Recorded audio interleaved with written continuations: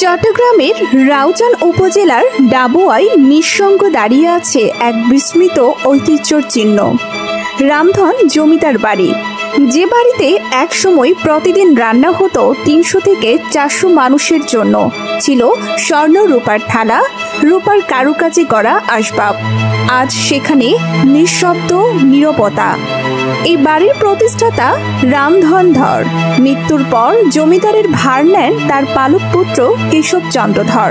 আর এখন রয়ে গেছেন শুধু একজন ৯২ বছর বয়সী ছবিধর, কেশবচন্দ্রের কন্যা। বিয়ে করেননি, রয়ে গেছেন কাঁধে তুলে নেওয়া দায়িত্ব আর বুকে আগলে রাখা পরিবারের শেষ চিহ্ন নিয়ে। যখন সবাই শহরে পাড়ি জমিয়েছে, তিনি থেকেছেন ধুলোমাখা স্মৃতির মাঝে, ভাঙা দরজার ওপারে। ছবিধর জানান, একসময় তাদের নামে চট্টগ্রাম শহরে ছিল ৫৪টি বিল্ডিং। আজ তার কিছুই নেই। ১৯৫৫ সালে কেশবচন্দ্রের মৃত্যু আর ১৯৫৭ সালে জমিদারি বিলুপ্তির পর ইতিহাস যেন থেমে গেছে। তবুও থামেনি পরিবারটির অবদান।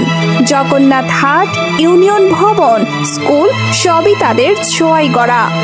ছবিধর তিনি যেন শেষ এক প্রদীপ শিখা, ইতিহাসের নিঃশব্দ পাহারাদার।